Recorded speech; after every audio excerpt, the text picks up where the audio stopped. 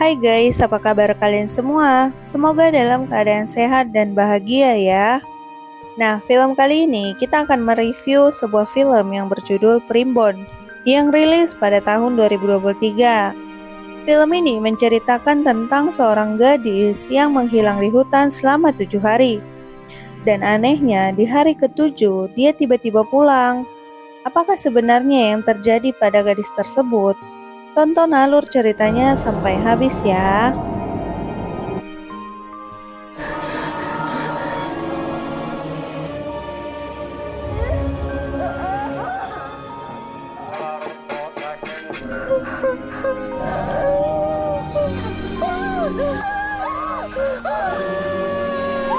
Film diawali dengan memperlihatkan seorang gadis yang lagi membuat video yang bernama Rana.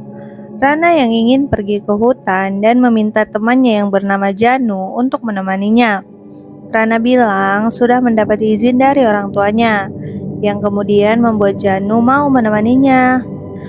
Tapi sayangnya keesokan harinya mendapat kabar kalau Rana menghilang di hutan. Pencarian pun dimulai, semua warga turut ikut membantu mencari, tim SAR pun dikerahkan. Namun pencarian itu tidak membuahkan hasil. 7 hari kemudian, Rana tak juga ditemukan. Dan di situ juga pencarian dihentikan. Pada malam harinya diadakanlah acara tahlilan. Beberapa warga merasa aneh karena belum tentu Rana meninggal dan jasadnya aja belum ditemukan. Tapi sudah dibuat acara tahlilan. Ternyata hal itu dikarenakan keluarga besar Rana percaya pada Primbon. Menurut buku Primbon, Rana menghilang di hari yang sial, dan itu membuat mereka yakin kalau Rana tidak mungkin selamat. Sementara ibu Rana yang bernama Dini masih bersedih atas kehilangan putrinya, dan dia masih yakin kalau Rana itu masih hidup. Setelah acara tahlilan selesai, keluarga masih berkumpul di rumah Dini. Mereka bingung menentukan tanggal kematian Rana, antara tanggal kehilangannya atau tanggal pencariannya dihentikan. Mbak Nur, kakak tertua, membaca buku Primbon yang mengatakan hari saat Rana pergi ke hutan, itu hari Senin, tanggal Pon, yang artinya hari sial, dipercaya sebagai tanggal kematian. Mbak Nur menyarankan untuk menulis tanggal kematiannya pada hari pencarian dihentikan, agar nanti pada saat 40 harian keluarga tidak terkena sial. Buat kalian membicarakan kematian. Dini yang masih sedih merasa kesal mendengar obrolan kakak iparnya itu. Dini masih sangat yakin kalau Rana masih hidup. Dia tidak terima kalau mereka membicarakan tentang kematian Rana. Mbak Nur juga menyalahkan Dini karena telah mengizinkan Rana untuk pergi di hari itu, karena menurut Primbon itu adalah hari sial. Dini memang tidak percaya dengan apa yang diucapkan keluarganya ini. Di tengah-tengah perdebatan itu, tiba-tiba terdengar suara ketukan pintu. Dini pun membuka pintunya, dan tanpa disangka, Rana yang telah hilang selama 7 hari akhirnya pulang ke rumah dalam keadaan sehat. Disinilah kejadian-kejadian aneh mulai terjadi. Dini sangat bahagia Rana pulang. Dini membersihkan tubuh Rana dan memeriksa tubuhnya. Dan anehnya tidak ada luka sama sekali, padahal udah 7 hari menghilang. Sementara di luar, Banyu, ayahnya Rana, ditanya-tanya oleh kakak perempuannya. Gimana keadaan Rana? Tapi ada yang aneh, Dak. Ini sakitnya apa, Dak? Banyu merasa kesal dengan kakaknya itu, karena keponakannya datang setelah lama menghilang bukannya senang, malah nanya yang aneh-aneh. Kemudian Mbak Nur mencurigai dengan kepulangannya Rana. Ia yakin perhitungan primbonnya tidak mungkin meleset. Setelah itu, akhirnya ketiga kakak perempuannya itu pun pulang dari rumah Banyu. Di dalam perjalanan, mereka mendengar suara burung kedasi. Mbak Nur bilang suara burung itu identik dengan pertanda kematian. Kembali ke rumah Dini. Dini meminta Tari, anak keduanya, untuk memberikan handuk pada Rana yang sedang mandi. Ketika Tari menuju kamar mandi, dia manggil-manggil Rana, namun tak ada jawaban. Mbak, Tapi terdengar ada suara percikan air. Tari pun mencoba mengintip dari celah bawah pintu. Ia melihat kaki kakaknya tidak menampak di lantai. Setelah itu, Tari dikejutkan oleh Rana dan kemudian keluar dari kamar mandi dengan muka datar. Di dapur, Banyu dan Dini sedang mengobrol. Banyu bilang akan manggil dokter ke rumah untuk memastikan keadaan Rana baik-baik saja atau ada mengalami luka. Dini tidak setuju karena menurutnya Rana baik-baik saja dan tidak perlu memanggil dokter. Karena perbedaan pendapat itu, akhirnya mereka pun bertengkar. Pertengkaran itu didengar oleh Tari dan Nara yang ada di dalam kamar. Tari bilang semenjak Rana menghilang, bapak dan ibu sering bertengkar. Tari senang karena Rana sudah pulang. Tari juga meminta maaf karena sempat mengira kalau Rana memang sudah meninggal.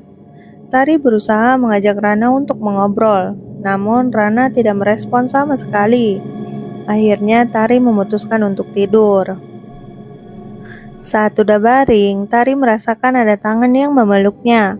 Tari mengira itu Rana, tapi setelah dilihat ternyata Rana masih di kasurnya dan terlihat sedang tidur pulas. Di pagi harinya, bapak yang siap-siap untuk pergi berjualan ke pasar.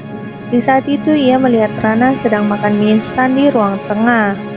Bapak bilang nanti akan ada dokter yang datang ke rumah untuk memeriksa Rana. Namun ketika dilihat ke belakang, Rana menghilang entah kemana. Dan pada saat bapak berangkat, tiba-tiba Rana muncul berdiri diam memperhatikan bapaknya dari arah belakang. Sesampainya di pasar, bapak segera merapikan dagangannya, yaitu ikan-ikan segar dan memulai aktivitasnya. Sin kemudian berpindah ke Janu yang sedang tampak buru-buru dan ketakutan.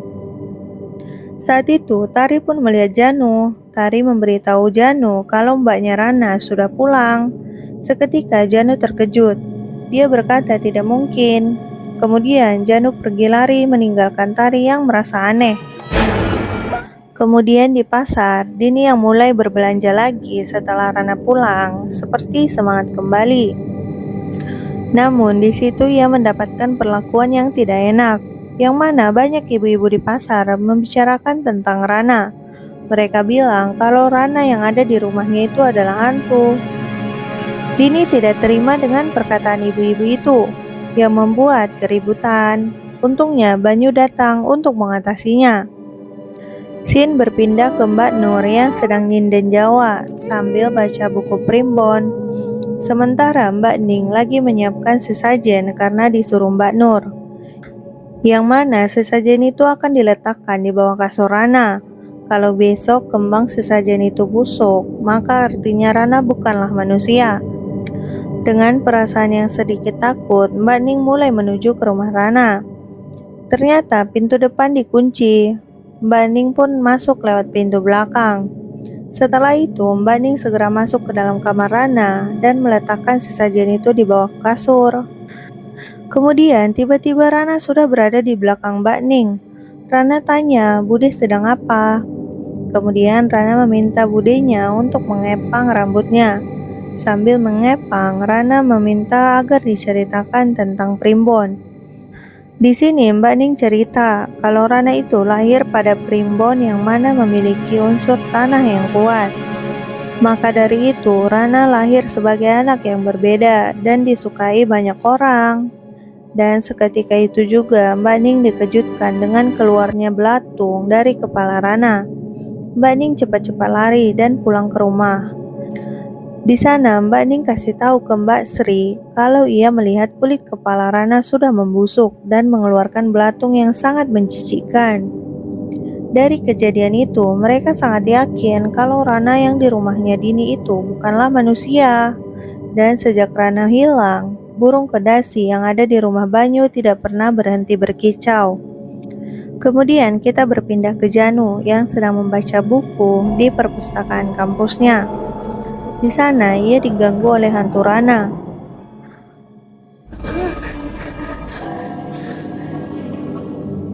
Ketika malam harinya, keluarga besar Rana mulai diganggu oleh sosok tak kasat mata. Mulai dari Mbak Sri yang lagi tidur, tubuhnya seketika melayang. dan muncul sosok anak kecil yang memeluk tubuhnya dari arah belakang. Kemudian Mbak Ning yang sedang baca buku didatangi oleh sosok besar, tinggi dan hitam.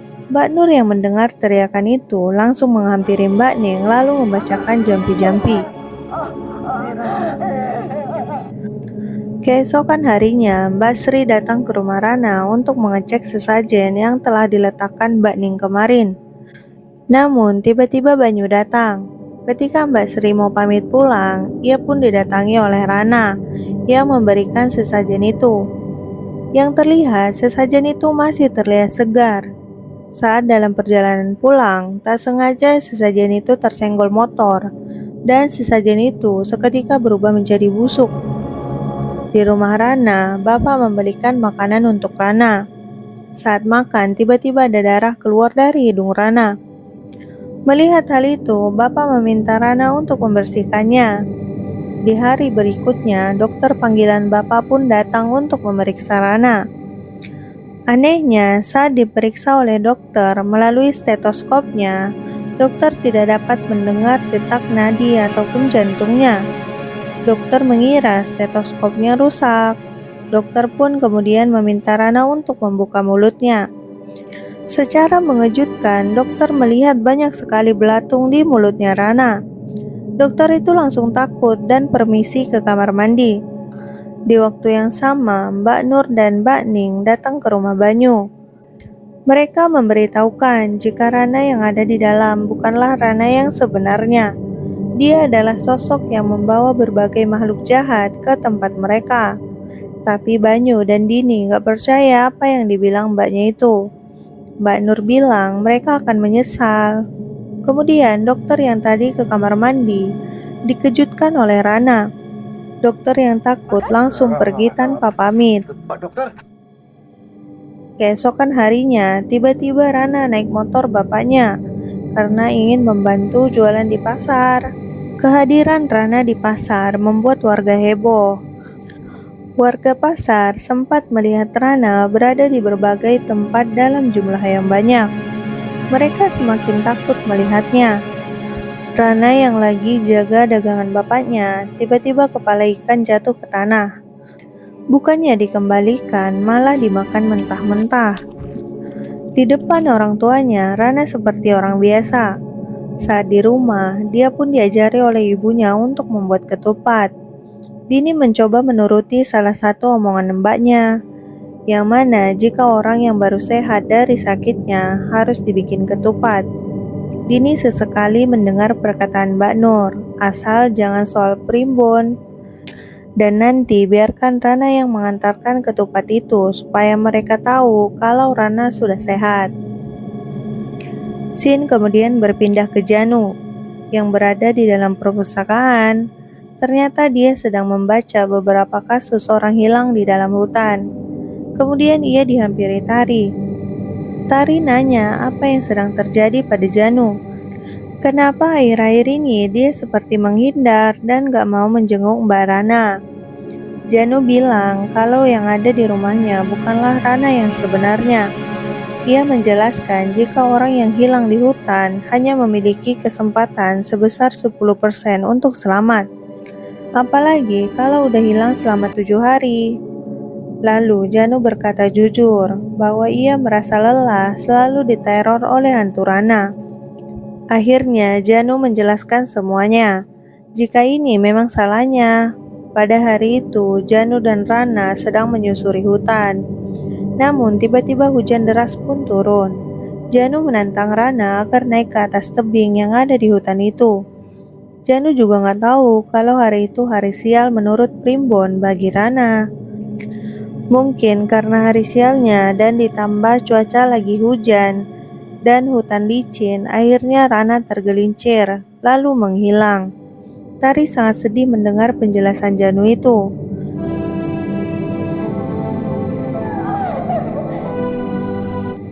Di malam harinya, Mbak Nur memberitahukan semua orang yang ada di rumah kalau Rana semakin banyak menarik makhluk halus ke tempat ini. Mbak Nur bisa tahu karena dia peka terhadap hal gaib. Mbak Nur berkata satu-satunya jalan bagi mereka adalah melakukan ruatan untuk Rana. Ruat yang dimaksud adalah salah satu upacara dalam adat Jawa yang digunakan untuk membuang keburukan atau menyelamatkan sesuatu dari gangguan. Ya, semacam itulah ya guys. Tidak lama kemudian terdengar suara ketukan pintu. Basuki membukanya, yang ternyata itu adalah Rana yang membawakan ketupat buatannya dan ibunya tadi. Saat itu Rana pun ditanya apa bersedia melakukan ruatan. Rana seketika melihat semua orang yang ada di situ dengan tatapan yang tajam. Lalu ia pergi pulang. Mbak Nur merasa ini sudah kelewat batas. Sebelum semakin membahayakan, mau gak mau mereka harus memaksa Rana untuk melakukan ruatan. Akhirnya Mbak Nur, Sri, Ning, dan Basuki datang ke rumah Rana. Di sana mereka mengatakan pada Banyu dan Dini untuk membuat acara ruatan besok untuk Rana. Dini di sini sangat menentang dengan keras keputusan mbak-mbaknya itu. Kemudian konflik besar di antara mereka ternyata sudah sejak dulu. Keluarga besar Banyu tidak suka dengan Dini karena Dini dianggap perempuan pembawa sial. Sejak awal, keluarga Banyu tidak merestui pernikahan Banyu dan Dini karena weton mereka berbeda. Dan Dini juga lahir pada hari yang sial. Makanya banyak terjadi kemalangan pada keluarga mereka. Dini yang sakit hati mendengar ucapan Mbak Nur itu. Dini gak nyangka kalau kakak iparnya bisa ngomong seperti itu.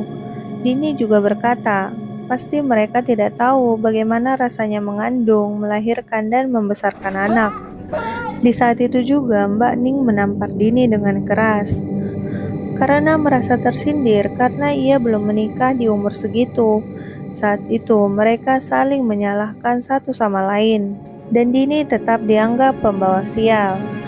Kemudian Mbak Nur bilang mau gak mau, setuju gak setuju, Rana harus tetap diruat. Keesokan harinya acara ruat pun segera dilaksanakan. Acara pun dibuka dengan tarian khas Jawa. Kemudian Rana sudah dipakaikan kain serba putih dan semua keluarganya tampak kompak menggunakan seragam yang sama. Sementara itu, saat semua keluarga sedang sibuk dalam acara ruatan, Tari dan Janu, mereka berdua diam-diam masuk ke hutan. Karena konon katanya, jika seseorang sedang diruat, maka jenazahnya akan muncul di tempat terakhir orang itu menghilang. Mereka berharap dapat menemukan jasanya Rana. Ketika dalam proses ruatan, tubuh Rana mulai bereaksi. Dan dugaan Mbak Nur itu benar kalau selama ini itu bukanlah Rana yang sebenarnya. Dia adalah sosok penunggu hutan yang menyerupai Rana, yang mana dapat menarik berbagai makhluk gaib. Di sini juga terlihat sosok gaib yang hadir pada acara itu, yang membuat orang-orang yang ada di tempat itu kesurupan massal. Di tempat lain, sesampainya di hutan, secara tidak sengaja Tari dan Janu terpencar. Namun saat itu ketika Tari sendirian, dia bertemu dengan Rana. Kondisi Rana yang tampak memprihatinkan dengan tubuh yang penuh luka. Dia pun mendekat dan memeluk Tari, lalu meninggal di pelukan Tari. Setelah jasad Rana ditemukan, akhirnya Janu dan Tari kembali bertemu. Di tempat ruatan, Rana seketika menghilang. Kemudian mereka dihebohkan dengan Tari dan Janu yang datang dari hutan sambil membawa jasadnya Rana.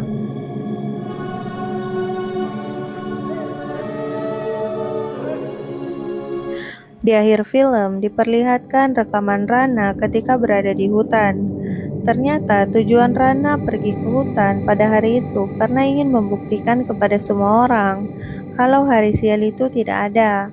Karena selama ini keluarganya berkata jika ibunya lahir pada hari yang sial. Tapi melalui video itu Rana membuktikan jika ia tidak kenapa-napa. Itulah kata-kata terakhir dari Rana. Film pun selesai. Nah, gimana guys pendapat kalian tentang buku Primbon? Dan juga apa benar ada wanita pembawa sial yang dimaksud dengan Mbak Nur? Share pengalaman kalian di kolom komentar ya. Semoga kalian suka dengan filmnya. See you next video. Bye bye.